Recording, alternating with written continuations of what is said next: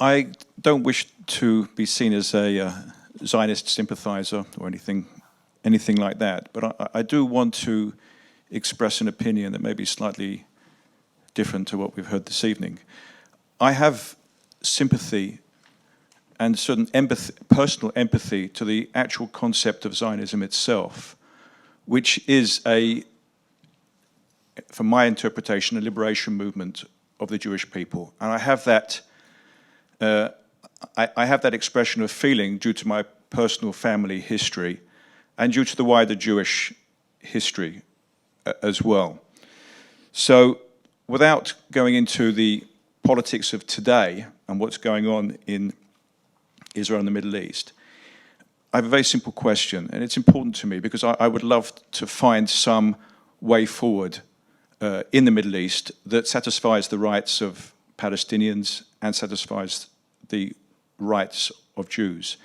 Is there any type of Jewish state that the panelists find acceptable that could exist in the Middle East? I've got a feeling that Ilan Pappé doesn't think so from the comment he just made before, but is there any, going back to 1967 borders, any justification at all for the existence of a Jewish state next to a Palestinian state?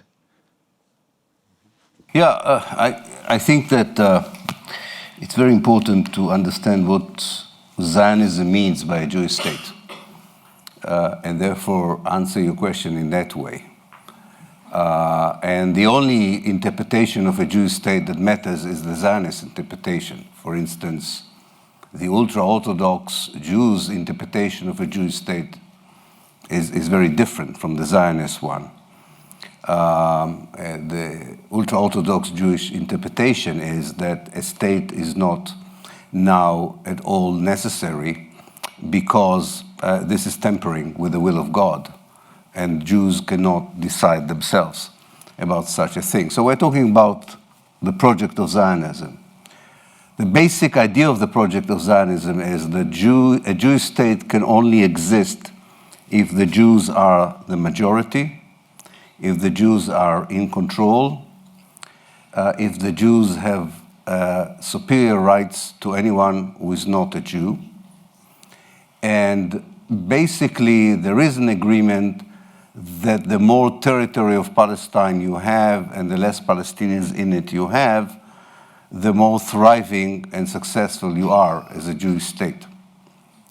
Now, there are tactical discussions in Israel, and there were tactical discussion in Zionism, how best to achieve this idea of a Jewish state, which again, I clarify, it's very important. A Jewish state is based on demography, first and foremost.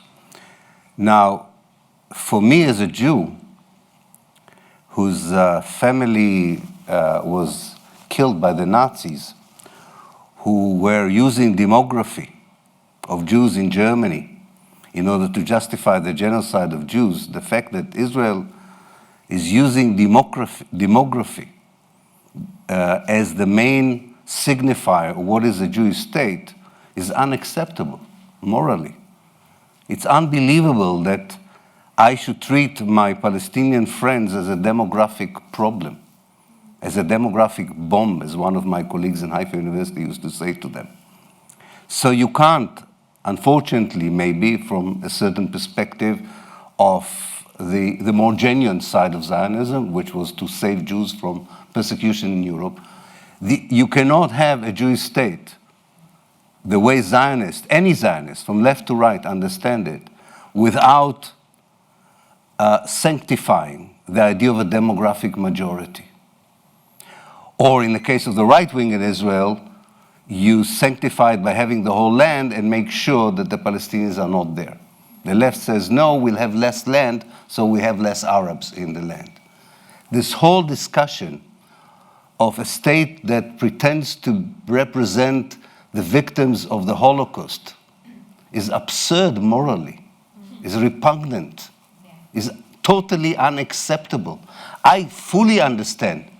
I come from, as I say, from a German Jewish family. That most of its members were destroyed in Germany, and they found sanctuary in Palestine. So I understand the notion of safety. definitely.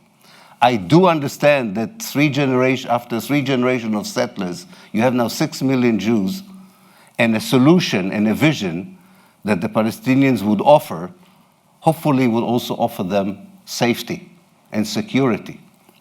But continuing the idea that the safety of the Jews can only be guaranteed by a racist ethnic state would perpetuate the conflict and the suffering of the Palestinians and of Israelis.